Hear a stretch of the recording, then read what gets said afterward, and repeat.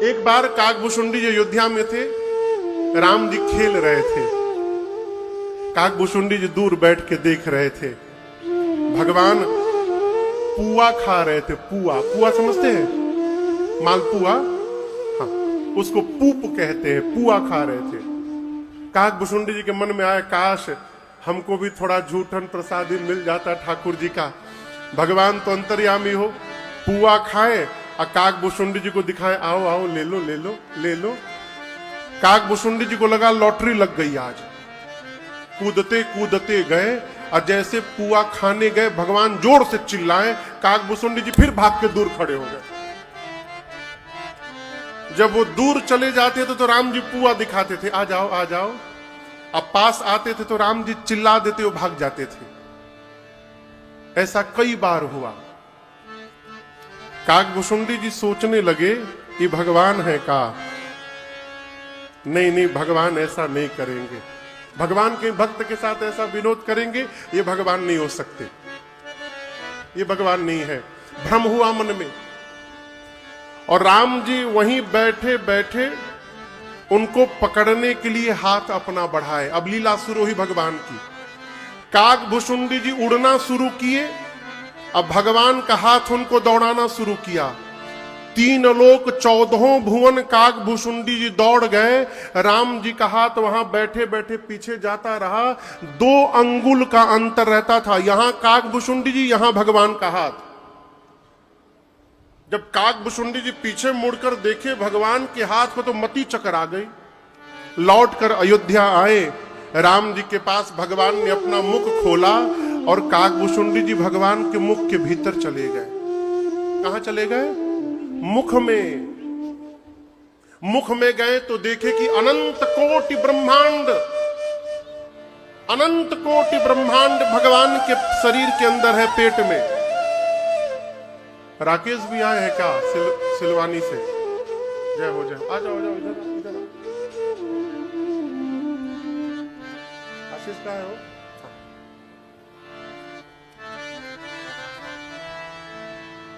100 कल्प, कितने दिन? 100 कल्प काकभूषुंडी जी भगवान के पेट में रहे। एक जिस जिस ब्रह्मांड में राम जी का अवतार होता था, उस ब्रह्मांड की अयोध्या में जाकर बाल लीला का दर्शन करते थे। भगवान के पेट में 100 कल्प बिताया। किसने बिताया? काकभूषुंडी जी। 100 कल्प बीतने के बाद राम जी ने मुख खोला, काकभूषुंडी जी मुख से बाहर आए और जब घड़ी मिलाए तो पेट में जाने और आने में कुल 24 मिनट बीता था। अब पेट के भीतर 100 कल्प बीत गया था। मुख में जाने पर और जाकर बाहर आने में कितना बीता है? 24 मिनट। अब पेट में 100 कल्प बीत गया। मति चकरा गई हो उनकी, वही गिर गए, चरणों में गिर गए। प्रभु त्राहि माम त्राहि माम। मैंने आपको लेकर संशय प्रकट कर लिया। वहीं पर राम जी ने प्रसन्न होकर आशीर्वाद दिया। क्या दिया? ज्ञानी हो जाइए, विज्ञानी हो जाइए, समस्त कलाओं के धाम हो जाइए, समस्त गुणों के धाम हो जाइए, ये हो जाइए, वो हो जाइए। जय जय जय जय। बसा बसा। खूब भगवान ने आशीर्वाद दिया, ज्ञान विज्ञान कला गुण सब दे दिया। अब मेरा आपसे एक प्रश्न है, पूछूं? पूछूं? यदि आप काकभूषुंडी जी की जगह होते और राम जी आपको आशीर्वाद देते, ज्ञानी हो जाइए, विज्ञानी हो जाइए, समस्त कलाओं के गुणों के धाम हो जाइए, तो आप प्रसन्न होते कि उदास? बोलिए। प्रसन्न होते ना? हम भी नाचने लगते कि भगवान ज्ञानी होने का आशीर्वाद दे दिए। लेकिन काकभूषुंडी जी प्रसन्न नहीं हो गए। क्यों?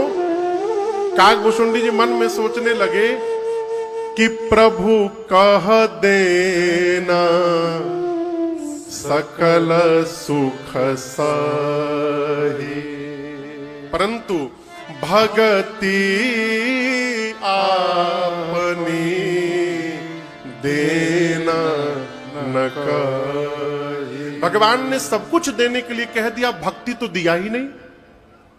अब बिना भक्ति के ज्ञान विज्ञान का क्या मतलब? आप कल्पना करिए, माताएं घर में सब्जी बना रही हो, बटर पनीर मसाला, क्या बात है। उस सब्जी में बटर भी पड़ जाए, पनीर भी पड़ जाए, धनिया पाउडर, जीरा पाउडर, क्रीम, कसूरी मेथी, सब पड़ जाए, टेस्टी होगा ना हो? हाँ, माताएं बोले, माताएं टेस्टी नहीं होगा। क्यों? नमक नहीं पड़ा। नमक ये सब पड़ेगा, लेकिन यदि नमक ना पड़े ना तो वो सब्जी मुख में नहीं जा सकता। कसूरी मेथी ना पड़े तो भी चलेगा, बटर थोड़ा कम पड़े तो भी चलेगा, लेकिन नमक के बिना चलने वाला, जिस प्रकार नमक के बिना व्यंजन व्यर्थ है, उसी प्रकार भक्ति के बिना ये ज्ञान विज्ञान सब व्यर्थ है। यदि जीवन में भगवान की भक्ति नहीं है तो सब बेकार है, सब व्यर्थ है। केवट जी को भगवान ने अपनी भक्ति प्रदान कर दी है? राम जी को केवल भक्ति प्रिय है, भगवान को केवल प्रेम प्रिय है। ज्ञान से यदि भगवान मिलते तो शबरी मैया को राम जी कदापि न मिले होते। वहां राम जी गए केवल भक्ति के कारण। केवट भैया को भगवान ने विदा किया है। भरद्वाज जी के आश्रम में तीर्थराज प्रयाग में रात्रि विश्राम हुआ है। प्रातः काल विदा लेकर राम जी चले और चलते चलते श्री वाल्मीकि ऋषि के आश्रम पहुंचे हैं। बाबा कहते हैं भगवान चलते चलते श्री वाल्मीकि ऋषि के आश्रम पर पहुंचे। वाल्मीकि जी के दिव्य आश्रम का दर्शन करके भगवान प्रसन्न हो गए। वाल्मीकि मुनि को जब पता चला कि राम जी आ गए, आप दर्शन करिए, वाल्मीकि जी कहां है? कुटिया के अंदर। आश्रम में कुटिया है, कुटिया के भीतर मुनिवर बैठे हैं। और आपको बताऊं, ये वही वाल्मीकि ऋषि हैं जो राम जी के अवतार के पहले वाल्मीकि रामायण की रचना कर दिए थे। त्रिकालदर्शी हैं, भूत भी जानते हैं, वर्तमान भी जानते हैं और भविष्य भी जानते हैं। राम जी अभी अवतार नहीं लिए थे और भविष्य देख देख करके मन में पूरी की पूरी रामलीला लिख डाले थे। राम जी उन्हीं वाल्मीकि ऋषि के आश्रम पर पहुंचे। सेवकों ने, शिष्यों ने जाकर सूचना दी कि जिनकी गाथा आप उनके अवतार के पहले लिख डाले, वही राम जी आपके द्वार पर आकर खड़े हुए हैं। राम जी तुरंत कुटिया से बाहर निकले और जैसे रघुनाथ जी ने वाल्मीकि ऋषि को देखा, भगवान ने क्या किया? दर्शन करिए। उसी समय राम जी ने तुरंत लक्ष्मण भैया के साथ क्या किया? वाल्मीकि ऋषि को दंडवत किया। क्या किया? दंडवत समझते हैं ना? उसको साष्टांग दंडवत कहते हैं। लेटते समय शरीर के 8 अंग धरती को स्पर्श करते हैं। साष्टांग दंडवत राम जी ने दंडवत किया। अच्छा आप बताओ, वाल्मीकि ऋषि को यह पता है कि नहीं है कि राम जी भगवान है? जब उनको पता है कि राम जी भगवान है तो राम जी ने क्यों दंडवत किया? मुनि लोग तो भगवान को प्रणाम करते हैं। ये राम जी का ये चरित्र कह रहा है, सामने वाला आपको क्या समझ रहा है उस सामने वाले को समझने दीजिए। आप अपने को क्या समझ रहे हैं ये मान करके व्यवहार करना चाहिए, नहीं तो जगत वाले तो भगवान बना देंगे। चेला माने कि गुरुजी भगवान है, लेकिन गुरुजी ना माने कि हम भगवान हैं। शिष्य माने कि गुरुजी भगवान है, लेकिन गुरुजी ना मान ले कि हम भगवान हैं, फिर अनर्थ हो जाएगा। पति देवता है, ये पत्नी को मानना है। कहते हैं ना पति देव, पत्नी कितना मान रही हो तो भगवान जान रहे हैं, लेकिन पति मान के बैठा है कि हम देवता हैं। सब विघ्न का कारण यही है। वाल्मीकि ऋषि मान रहे हैं कि राम जी भगवान हैं, लेकिन राम जी क्या मान रहे हैं कि मैं दशरथ जी का पुत्र राजकुमार हूं और मेरा धर्म है कि महात्मा दिखाई पड़े तो दंडवत करे उनको। राम जी ने दंडवत किया, और राम जी ने दंडवत किया तब जाकर आशीर्वाद विप्रवर दीन्हा। मुनियों ने राम जी को आशीर्वाद दिया है। आशीर्वाद दिया नहीं जाता है, आशीर्वाद लिया जाता है। हमारा व्यवहार ऐसा हो जाए माई बाप कि हमारा श्रेष्ठ हमको आशीर्वाद देने के लिए विवश हो जाए, न चाहते हुए भी देना पड़े उसको आशीर्वाद। आशीर्वाद दिया, उठा करके राम जी को हृदय से लगाया। प्राण प्रियतम आज अतिथि बने हैं, मुनिवर अतिथि प्राण प्रिय पाए। आश्रम में लेकर के आए हैं, बिठाए हैं, कुछ कंद मूल फल ला कर दिया। प्रभु मैया भैया के साथ पाए और थोड़ी देर राम जी विश्राम किए। विश्राम करने के बाद राम जी उठे और वाल्मीकि ऋषि के साथ एकांत में भगवान बैठ गए। अब यहां दर्शन करिए। वाल्मीकि जी ने राम जी से पूछा, राम वन में क्या करने आए हैं आप? राम जी ने कहा, मुनिवर आप जान नहीं रहे हैं क्या? तुम त्रिकालदर्शी मुनिनाथा, आप त्रिकालदर्शी हैं, आप तो सब जानते हैं कि वन में क्या करने आया हूं। वाल्मीकि ऋषि बोले, जान तो रहा हूं, परंतु मैं आपके मुख से सुनना चाहता हूं, आप क्या समझ रहे हैं, अभी क्यों आए हैं वन में? राम जी बोले, मुनिवर मैं वन में आया हूं अपने पिताजी के वचनों को सत्य करने के लिए। मेरे पिता का वचन पूर्ण हो जाए, इसके लिए मैं वन में आया हूं। मैं वन में आया हूं कि मेरी मां की कल्पना पूरी हो जाए। मेरी मां ने जो स्वप्न देखा था वो स्वप्न पूरी हो जाए, इसके लिए वन में आया हूं।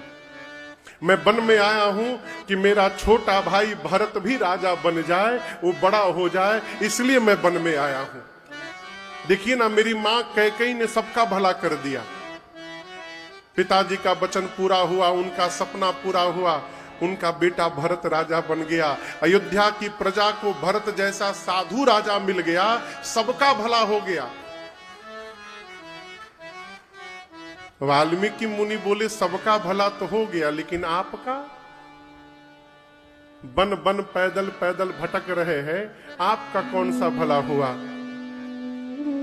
राम जी बोले, मुनिवर मेरा जितना भला हुआ उतना भला तो किसी का नहीं हुआ। क्या? यदि मैं वन में न आया होता तो आज आप जैसे महापुरुष के चरण का दर्शन कैसे प्राप्त कर का पता। प्रभु ये मेरा सब प्रकार से भला हो गया।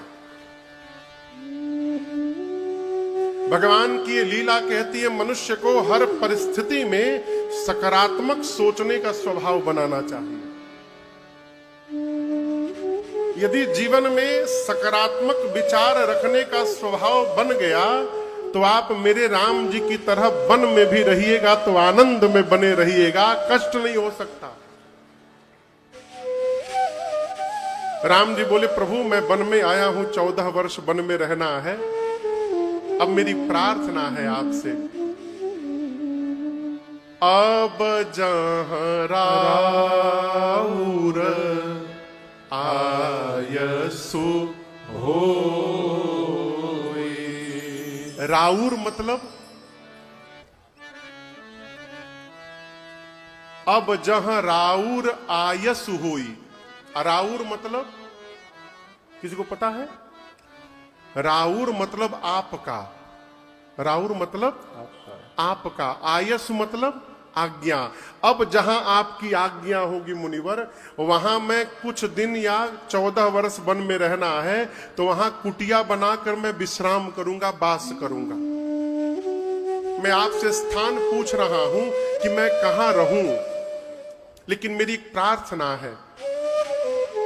ये जंगल है, वन प्रदेश है, वन में ऋषि मुनि रहते हैं, मैं गृहस्थ हूं, साथ में परिवार है। मेरे रहने के लिए ऐसा स्थान बताइएगा जहां मेरे रहने से किसी मुनि को कष्ट न हो। मुनि उद बेग न पावे कोई। ये हमारे आपके लिए संदेश है। एक बात बोलूं, बुरा नहीं मानिएगा ना। आप में से 4 बजे भोर में उठ के पूजा कौन कौन करता है?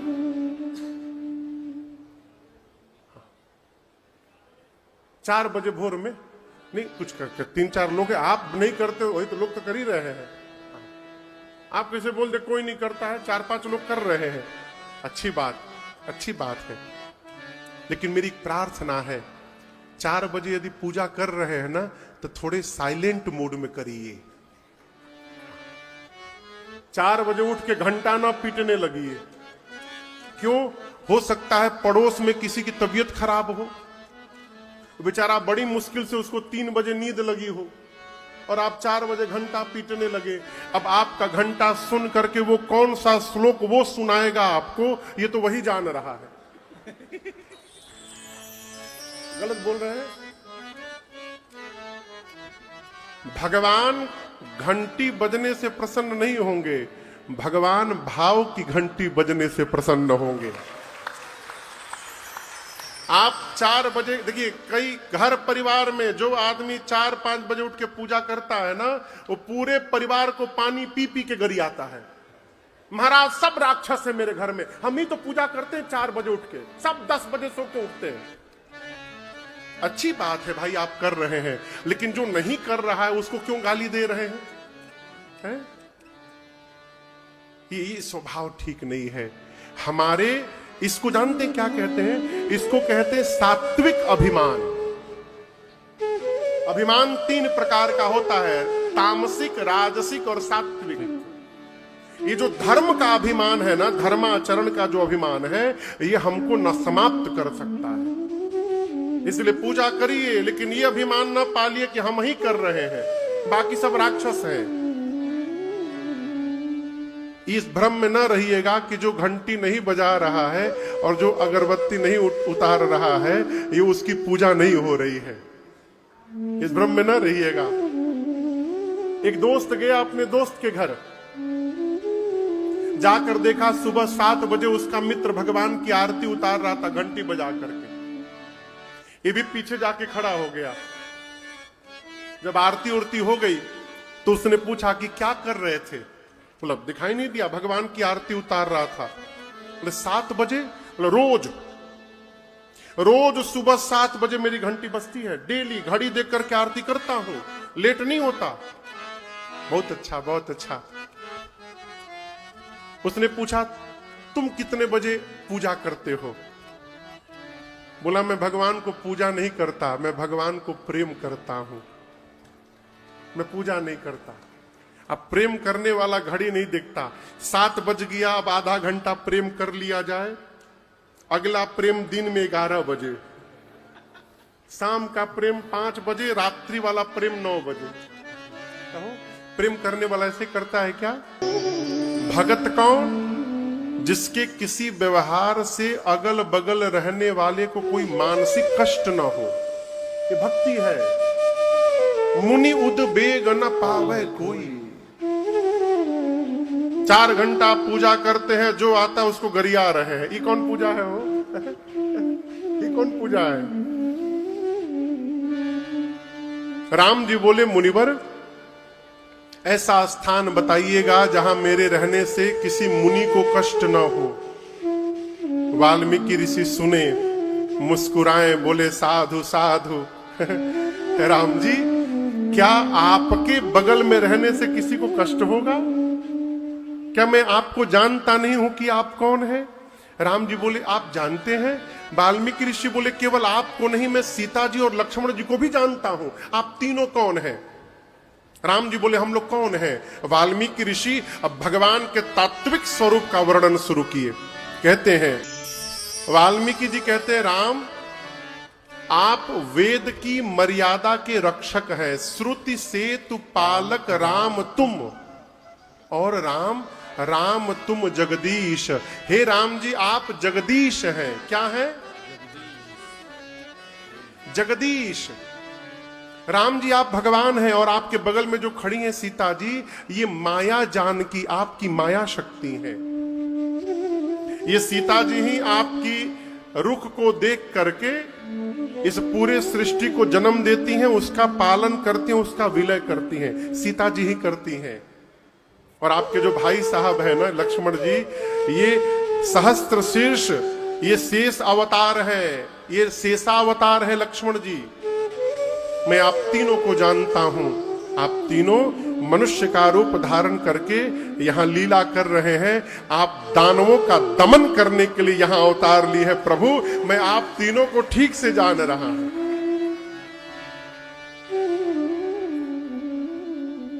लक्ष्मण जी राम जी से बोले, भैया एक हम बात बोले। 2 दिन पहले केवट जी मिले थे, वो भी कह रहे थे हम आपको जानते हैं। आज ही बाबा जी मिले, ये भी कह रहे हैं हम आपको जानते हैं। मतलब जो मिल रहा है आपको जान रहा है। अब मैं बचपन से साथ में लगा हूं, मैं आज तक आपका मर्म नहीं जान पाया, ये चल का रहा है। राम जी बोले लक्ष्मण जी से, पूछो वाल्मीकि ऋषि से ये हमको कैसे जान गए। लक्ष्मण जी ने पूछा, आप इनको कैसे जानते हैं? कौन से पूजा किए आपने, कौन सा यज्ञ किया, कौन सा साधन किया कि इनको जान गए? ये बात याद रखिएगा।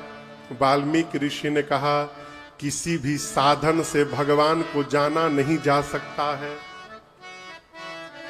मैं बहुत गंभीरता से कह रहा हूं आपको। समाज में यदि कोई भी आपको कही रहा है कि आओ आओ हम तुमको भगवान को जनवा देंगे, तुरंत भागिए, ठगने के लिए बुला रहा है। वाल्मीकि ऋषि कह रहे हैं भगवान को जाना ही नहीं जा सकता। किसी भी प्रकार से ऐसी कोई पूजा नहीं बनी, ऐसी कोई पद्धति नहीं बनी, ऐसा कोई साधन नहीं बना जिससे भगवान को जाना जा सके। समझिएगा। क्या है? बोलिए। ये रुमाल नहीं है, तौलिया है। क्या है? तौलिया। इस तौलिया की लंबाई चौड़ाई जानी जा सकती है? क्यों?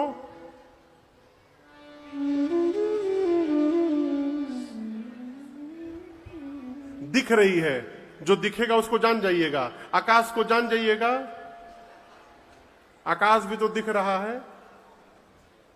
इसको क्यों जाना जा सकता है? क्योंकि इसके प्रारंभ का पता है और इसके अंत का पता है। यहां प्रारंभ हो रहा है, यहां अंत हो रहा है, तो इसकी लंबाई जानी जा सकती है। जिसके प्रारंभ का पता, जिसके अंत का पता, उसको जाना जा सकता है। भगवान के न प्रारंभ का पता न उनके अंत का पता कैसे जानिएगा? वो तो अनंत है। तो लक्ष्मण जी बोले, जब जाना नहीं जा सकता तो आप कैसे जान गए? आप तो जानते हैं ना, आप कैसे जान गए? वाल्मीकि ऋषि कहते हैं, मैं जाना नहीं था। कैसे जान गया? सोई जानई जेहि देहु जनाई। भगवान को वही जान सकता है जिसको भगवान अपने विषय में स्वयं जन्माएंगे। आप समझ रहे मेरी बात को? भगवान जिस पर कृपा कर देंगे वो भगवान को जान जाएगा। इसके अलावा भगवान को जाना नहीं जा सकता। तो भगवान किस पर कृपा करेंगे? तो जो भगवान के अनुकूल रहेगा। आपके घर में लॉकर आपने रखा है, लॉकर में पासवर्ड लगाया है। अपना पासवर्ड लॉकर का किसको बताइएगा? देखिए, कोई सांस नहीं ले रहा है, कोई नहीं बता रहा कि इनको बताएंगे उसको बताएंगे। आप उसको बताइएगा जो आपके मन से चलता हो। बहुत कड़वी बात। घर का बेटा नालायक हो और घर का नौकर लायक हो तो मालिक जाते समय बेटे को चाबी नहीं देता, नौकर को चाबी दे करके जाता है। क्यों? जानता लड़कवा नालायक है, गए कि फूंक देगा। उसी प्रकार भगवान के अनुकूल जो रहता है भगवान उसको जन्मा देते हैं। इसीलिए कुछ न करिए, भगवान की मर्यादा में बने रहिए, कभी न कभी भगवत कृपा होगी। हमारा मानना भी भगवान को जानने में बदल जाएगा। भगवान को मान करके व्यवहार करते रहिए, व्यवहार करते रहिए, भजन में लगे रहिए, मानिए कि भगवान है। हम लोग जब पढ़ते थे ना तो गणित में, आप लोग भी पढ़े होंगे, जिसका आंसर नहीं पता रहता था पहले मान लेते थे, पढ़े है ना, माना संख्या x, चाहे हिंदी में क है, और उसको सॉल्व करते थे तो अंत में पता चलता था। यदि ये शुरू में नहीं माने होते तो कैसे जानते? उसी प्रकार भगवान को मान करके भजन में लगे रहिए, और शरीर दिखा करके नहीं, मन से भजन में लगे रहिए। मैं बार बार कहता हूं, शरीर से जगत में व्यवहार करते रहिए, अब मन को परमात्मा में लगा के रखे रहिए। बस एक एक एक एक एक पद्धति है भगवान को प्रणाम करने की। नमन, नमन जानते हैं? अरे बोलिए, नमन मतलब ऐसे हम आपको नमन करते हैं। एक मेरा भजन, वाल्मीकि जी ने कहा, प्रभु जिस मनुष्य के कान का स्वभाव समुद्र जैसा हो जाए। किसके जैसा? अच्छा आप बताओ, नदी कहां निकलती है? बहुत कठिन प्रश्न पूछ दिया हूं का। नदी कहां निकलती है? मैदान में से ना। हाँ, तो पहाड़ बोलिए, इतना डर काहे रहे हैं? नदी कहां निकलती है? पहाड़ पर। कहां जाती है? समुद्र में। लेकिन क्या समुद्र ने किसी नदी के पास इनविटेशन कार्ड भेजा था का कि आ जाओ आ जाओ? नहीं, नदी निकलेगी तो दिन रात दौड़ते दौड़ते समुद्र में जाकर विलीन हो जाती है। परंतु देखिए क्या प्रेम है, आज तक समुद्र ने किसी भी नदी से नहीं कहा कि अब आप लोग मत आओ, मैं भर गया हूं। कभी नहीं कहा कि मैं भर गया, आप बंद करो, मत आओ। वाल्मीकि ऋषि कहते, प्रभु जिस प्रकार निरंतर नदियां आती हैं परंतु समुद्र कभी नहीं भरते, उसी प्रकार जिस मनुष्य के कान निरंतर आपकी कथा सुनते रहें लेकिन कभी जिसके कान न भरे, आप उसके हृदय में जाकर विराजमान हो जाइए। प्रभु आपके लिए पहला स्थान है। कान रूपी समुद्र कथा रूपी नदी से कभी भरे नहीं। निरंतर कथाएं आती रहें और कान तृप्त न हो। प्रभु आपका स्थान उस घर में पहला स्थान है, जाकर वास करिए पहला घर। अब आप जितने लोग यहां बैठे हैं, आप में से जिसका जिसका मन कभी कथा से तृप्त न होता होगा, इस विश्वास में जाइएगा कि आपके हृदय में रघुनाथ जी सर्वकाल विराजमान है। वो पहला घर बताया गया है। पहला घर कान, अब दूसरा घर आंख। वाल्मीकि जी कहते, प्रभु लोचन चातक जिन्हा कारी राखे। जिसने अपनी आंख को चातक बना दिया। क्या बना दिया? चातक। चातक, चातक एक पक्षी का नाम है। आप में से कौन कौन सुना है इस पक्षी के बारे में? बस मैंने जो पढ़ा है मैं आपको बताऊं। हम आई देख लिया, हाथ नीचे कर लो, हो गया। मैं हाथ ऊपर की थी, जब तक देखे नहीं नीचे नहीं की। चातक पक्षी की एक विशेषता मैं बताऊं। चातक पक्षी तालाब का पानी नहीं पीता, नदी का पानी नहीं पीता, गंगा जी ही क्यों ना हो उनका पानी नहीं पिएगा, न सरजू जी न यमुना जी का, न संगम का पानी पीता है, न घर में लोग पक्षियों के लिए प्याऊ लगा के रखते हैं उसका भी पानी नहीं पीता। कौन सा पानी पीता है? स्वाति नक्षत्र में। किस नक्षत्र में? स्वाति नक्षत्र में जब बादल वर्षा करते हैं उस जल का पान करता है स्वाति चातक पक्षी। केवल पिएगा तो स्वाति का बूंद पिएगा, नहीं तो नहीं पिएगा। और इतना प्रेम स्वाति के बूंद से उसको मैंने पढ़ा है कि प्यास से जब चातक मरने लगता है तो आकाश से ऊपर से गिरते समय वो अपना मुख ऊपर करके रखता है। क्यों? यदि मुख नीचे करके गिरूंगा, अब मरते समय कोई दूसरा जल यदि मेरे मुख में चला गया तो मेरे जीवन भर का प्रेम मरते समय समाप्त हो जाएगा। इसलिए मरते समय मुख ऊपर करके गिरता है। वाल्मीकि ऋषि बोले, प्रभु जिस मनुष्य ने अपनी आंख को चातक बना दिया है और आंख रूपी चातक के लिए आपका रूप ही स्वाति का बूंद बना हुआ है? प्रभु जिसकी आंखें आपको देखने के लिए पागल हो जाए, सर्वत्र आपके रूप को ढूंढे जिसकी आंखें, आप उसके हृदय में जाके रहिए राम जी, लेकिन वहां अकेले मत जाइएगा, वहां सीता जी और लक्ष्मण जी को साथ में ले जाकर के रहिए, आपके लिए दूसरा घर बता रहा हूं। नियम बनाइए, घर से निकलिए तो भगवान को देख के निकलिए, घर लौटिए तो ठाकुर जी को जाकर हाजिरी बता दीजिए, प्रभु आपको प्रणाम करके गया था, आपके आशीर्वाद से सकुशल लौट के घर में आ गया हूं, ये आपकी कृपा प्रभु। नियम बनाइए। एक नियम यदि एक तप युग आपने पालन कर लिया, फिर उसका प्रभाव क्या होगा आप कल्पना नहीं कर सकते।